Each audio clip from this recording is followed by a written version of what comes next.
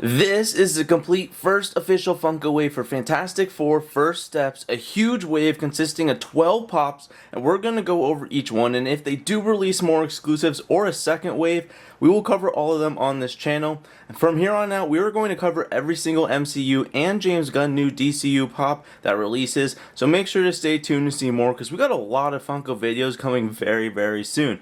But what's your first initial thoughts of this wave? My initial thoughts? All of these commons are absolutely perfect, and after seeing the movie, I don't think there's too many other characters we could have gotten pops for. Maybe Mole Man for Paul Walter Hauser, but with his scenes and Natasha Lyonne being heavily cut, and then John Malkovich's Red Ghost being completely cut, I'd say we got all the big faces from the final film.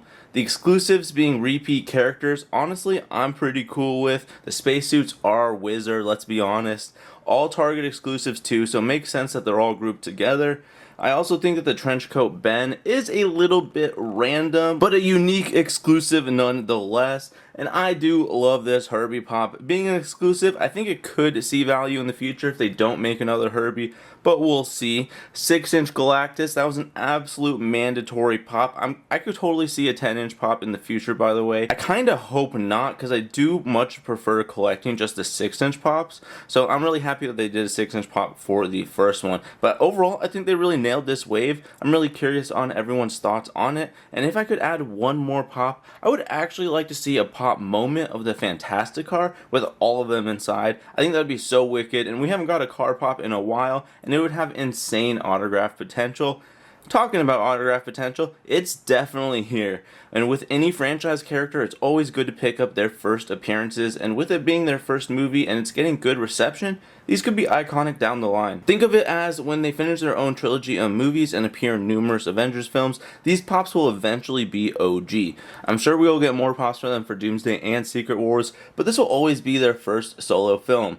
So are you guys collecting this wave or anyone specific, and how did everyone enjoy the movie? Leave your thoughts down below, but let's take a closer look at these pops individually. And real quick, I am going to take a look at this little itty bitty pop. It is part, I don't know if you'd consider it part of the actual official wave. I personally wouldn't. I'm sure there's a keychain or something like that too if you want to collect everything from the Fantastic Four, but decided to include it because I picked it up at the same time as H.E.R.B.I.E. But here is, in fact, a little bit of a closer look. All four of the main characters, Mr. Fantastic, Invisible Woman, Human Torch, and The Thing, it is just, I mean, it's their pop straight up. It doesn't have the numbers or anything like that, but there's some pretty good details in there. I think it looks much better sealed, to be honest, especially because there's no mystery character on the inside. Plus, if you take a look at the back, we do have the official sticker similar to the H.E.R.B.I.E way here in the back, having the official sticker on the actual pop. But yeah, are you guys going to be picking up the Itty Pop or the possible keychain to get everything from the entire Funko collection,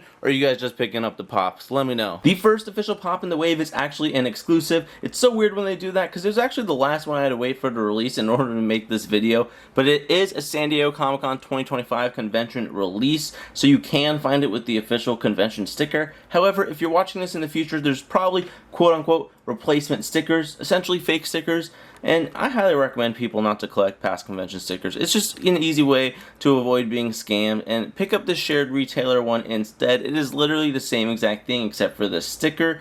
And also, H.E.R.B.I.E Fantastic Pop has autograph potential too. Matthew Wood, who if you are unfamiliar with, he works at Lucasfilm and is a big part of bringing robots, battle droids, and other unique sounds to life for Star Wars. He's very talented and is iconically known to voice General Grievous in Revenge of the Sith and play Bib Fortuna in Episode 1 and The Mandalorian. Two pops I was actually able to get signed at Celebration Anaheim 2022. It's been a few years though since I've been able to see his name pop up near a convention near me, and it is definitely nice to have this pop on deck for when we do see him again. But let's take a little bit of a closer look. Overall, I'd have to say I am a really big fan of this pop. I mean, oh my god, look at even the top of it. H.E.R.B.I.E looks so cute. Bottom of the box, if you'd like to see, very clean looking box, but one of my favorite things about it is on the back of his head he has a little H.E.R.B.I.E name on it. Oh, he's so cute. The stand works very well with him. He has a Fantastic Four logo right below on his chest. Also his name right there. There's a lot of little details in this pop that I just think really makes it stand out. It's a nice looking exclusive, and there's definitely potential here for potential value. So it's going to be interesting to see if they end up releasing another H.E.R.B.I.E pop or if they just stick with this one. Invisible Woman and Franklin, 2 characters, 1 pop. I love when Funko does this, include extra characters. It's similar to the head pool and baby pool for the Deadpool pops. But Ada Scott is listed on IMDb as playing Franklin. I have no other information on that casting, because if I look anything up at all I get is Adam Scott. But Invisible Woman is played by Vanessa Kirby. You may recognize her from The Crown, where she portrays Princess Margaret, the Mission Impossible movies where she's playing the White Widow, and she was also in the Fast and Furious Hobbs and Shaw movie, as well as the Ridley Scott Napoleon movie. And by the way, I just recently watched the Kill Command movie that she's in, like, I think it was mainly around 2015, somewhere in there. And also, pretty interesting sci-fi film as well. It might be worth a check out. And also, does anyone know what happened with Eden, by the way? Did it ever find a distributor? You gotta let me know in the comments down below if you know anything about that movie. The pop that this actually reminds me of is the Starlight pop from The Boys. The way that the hands are, I guess we can actually just take a look at the figure itself. At the hands right here, a little bit clear on the front. It's a good looking figure. Pretty simple. Oh god, also the only one with a stand, the only pop with a hole in the bottom of the foot in order for the stand to fit. But honestly, she doesn't need one, and I noticed that I was like, okay, I don't know why she was included with the stand and no one else was, but Franklin does actually kind of have trouble sitting. He's kind of a bad boy, not gonna lie. But, oh, see, like, nothing happened.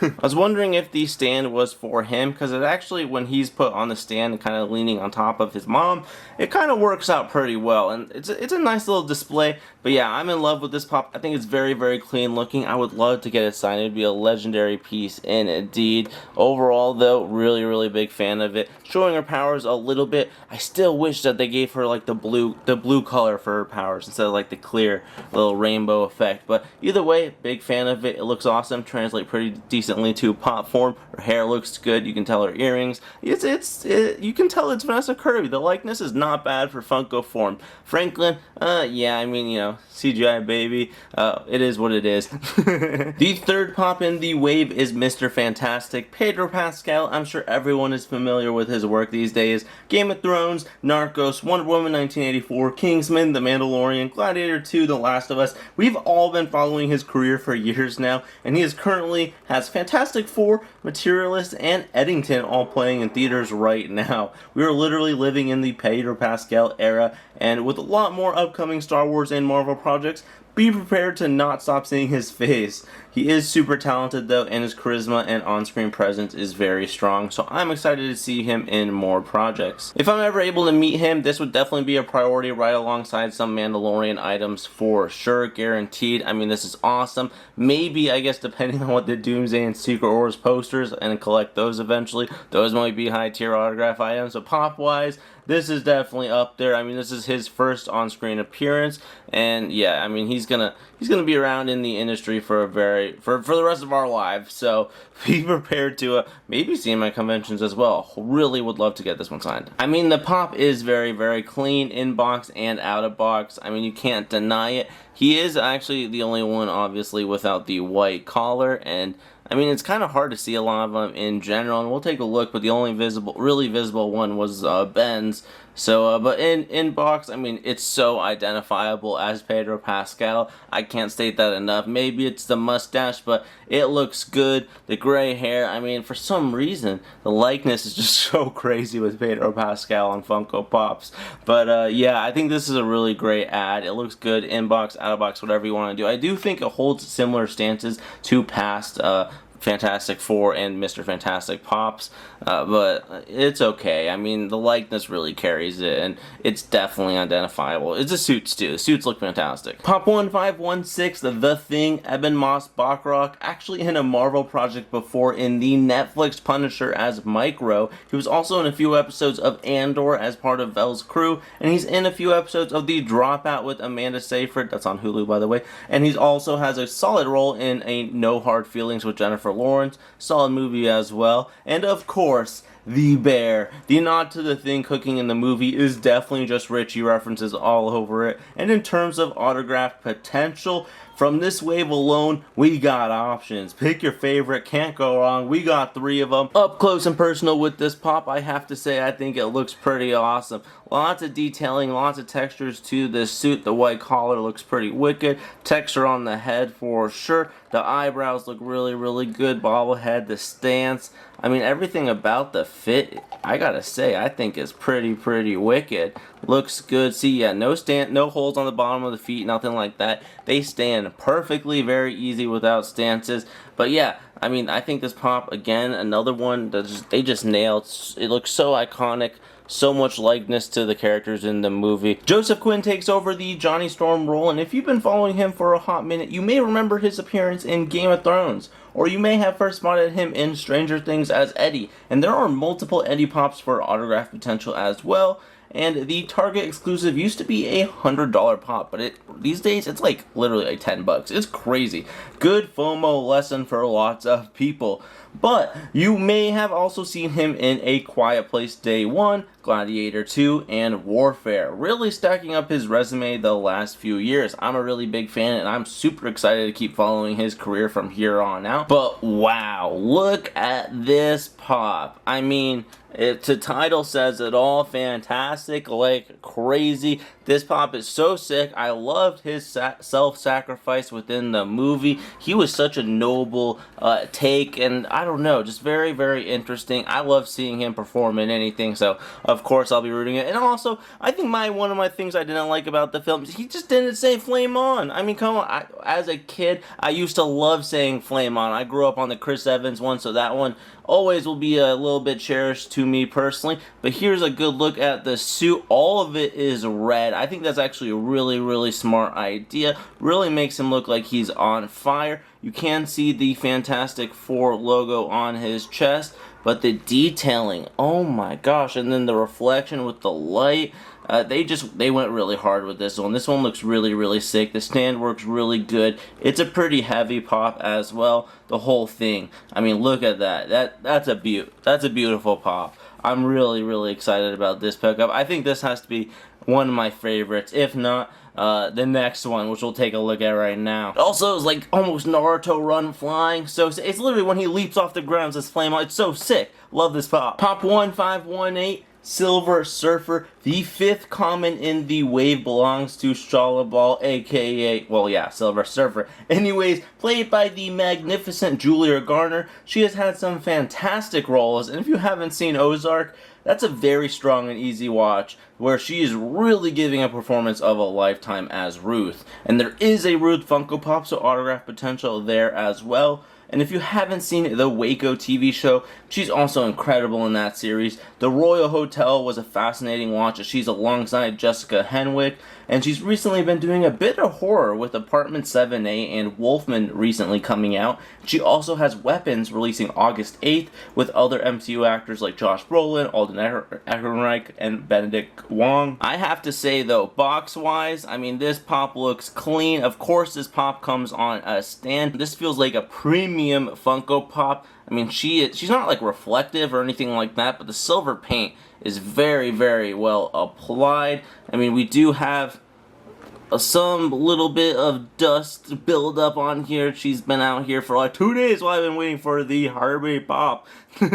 But yeah, this is a good looking pop, and oh, there's a little bit more detailing just in case the fakes ever come out one day. But you definitely don't want to break the stand, otherwise this pop will not be able to stand no more. She will not be flying. But this pop, it looks sick. I love the hair. It looks like she's riding in the wind, riding on the, yeah, if you've seen the movie, you know, psh, it's sick. Actually, that's kind of fun. This is a sick pop. This and Johnny Storm, definitely top 2 for me. What are your favorites? Pop 1519 Galactus. It is a 6-inch pop, the only one in the wave. He is played by Ralph Ineson, definitely the actor I'm least educated about and not super familiar with his work.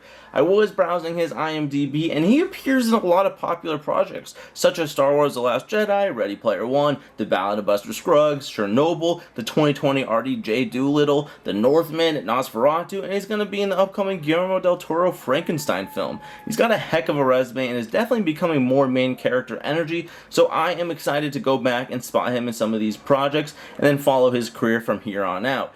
His performance as Galactus was truly mesmerizing. His presence is still felt. I'm still kneeling. This is the only pop though I have one of, because I just can't be adding multiple big pops into the collection. It's really hard these days. Here he is in all of his mighty. This is actually a pretty wicked pop. Honestly, one that I would consider just taking out. I might just leave this one out of box and collect a whole new one that's a little bit sealed. This one's a little bit damaged anyways, but yeah, I mean, this is super. At that point, I should have got a second one for the video, right? My apologies. Maybe I will in the future. Oh my gosh, just like with his feeding tubes on the back, the purple. I think the magenta is kind of a unique color. I don't know if that's the exact one that they use in the movie, but it looks pretty good. This looks clean. This looks clean. Purple also is pretty purpley as well. But also the face, I would have loved if they could have added a few of the detailing that they did on his face, like the little effect with the lines and like the gray coloring. But either way, I mean, come on, 6-inch pop, this is pretty awesome. One that would be really, really good looking on any shelf above all your Marvel display, something like that. If they ever do make a 10-inch, I guess maybe that would be it. I mean, they do have a bunch of 10-inch Galactus pops, but I mean, one specifically from Fantastic Four First Steps,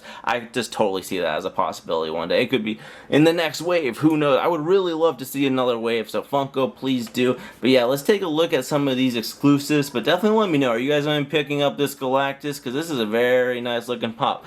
Bobblehead too, no stand or no holes in the bottom for stands or nothing like that. He's a monster. He fits on anything. He looks menacing. This is sick. Now the rest of the pops are actually just repeat characters, so we will just be looking at both of them, the box and the characters out of box up close. Here's a look at Mr. Fantastic in his spacesuit. This is, of course, a Target exclusive, and one of my favorite things, I'm going to say this every single time with all four of them, the blue that they use on this plastic, it looks so good in real life. It is a gorgeous looking color. The Fantastic Four logo looks really good on the sides of the helmets, and I also love the little motion with his hands, like he's actually like trying to jump in space. Very, very cool pop. In box actually looks really good. I'm a little bummed they got rid of like the Target type stickers. I think the red sticker on top of all these would look good, but I mean, come on, blue with Fantastic Four. I love this pop. I think it is actually gorgeous.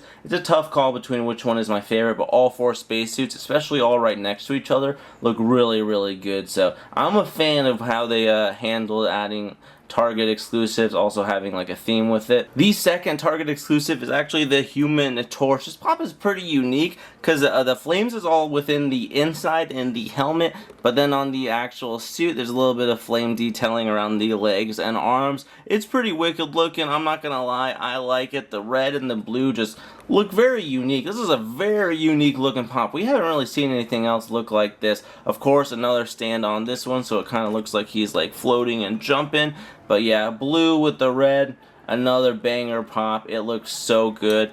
In box, same exact thing. I can't say enough positives about some of these spacesuits. They just look so good. On a shelf, I think with the images, it looks clean. The way the suits translate to pop form for the commons and the exclusives, it's just incredible. They really did nail this out of the park. I have to rate this pop wave very, very high. It's a good looking pop. There is just a ton of textures. Then you can even see that, yeah, there is some plastic, clear plastic in front of the actual helmets. It's just very, very cool details on this. I like it a ton. Another small detail to note is that there is no cardboard back, and there's also no hidden messages alongside any of these pops. Pop 1522 is none other than the Invisible Woman, this time without Franklin, which is kind of nice just to have one with just herself. But yeah, I mean, same exact thing. This is a fantastic looking pop. How many times did I say fantastic in this video? There really should be a tally. I'm not going to do that. I'd hate myself in the editing room for that one. But it is a pretty good looking pop up close. You can see the detailing that she is pregnant in this one, which is so unique. I didn't actually realize I'd ever have a pregnant Funko Pop. But, alright, I did not actually notice that till right now. The fingertips with the blue look really clean. The detailing on the boots, I can't get over that she's pregnant in this pop. That's really, really wicked. More detailing on the jetpack and whatnot. Stand looks really, really clean. I mean, these pops, they're killer. What can I say? I'm just flabbergasted with it. Look at them rotate on the stand too. Really looks like they're going on this space cosmic adventure. These Fantastic Four characters that we have for the MCU now would really fit very, very well in the cosmic universe side of the MCU, in my opinion, after Secret Wars and stuff like that. It's going to be interesting to see where they go, but very, very good looking pop. One of the thickest pops in the lineup, the Thing Target exclusive, the Final Space Suit Funko Pop.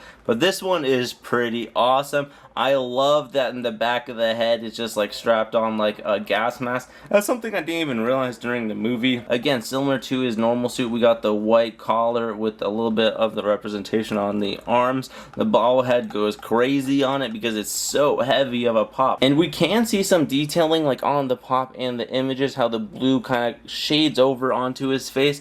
I love that detail. It looks really, really awesome. I mean, come on.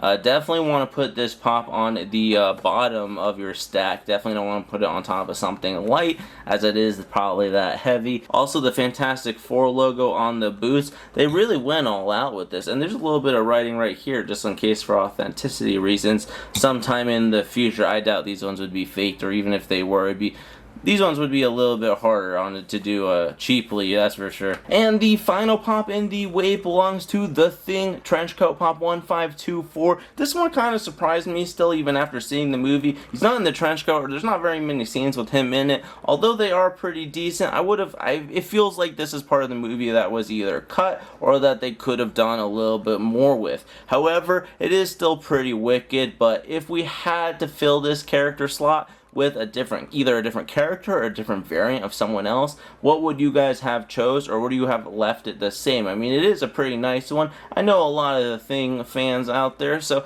it's nice for him to get some love, especially because he was definitely shortchanged a little bit just screen time wise in the movie itself, because this pop definitely sticks out on the shelf as well, with the entire white box and this giant just beast on the inside of it.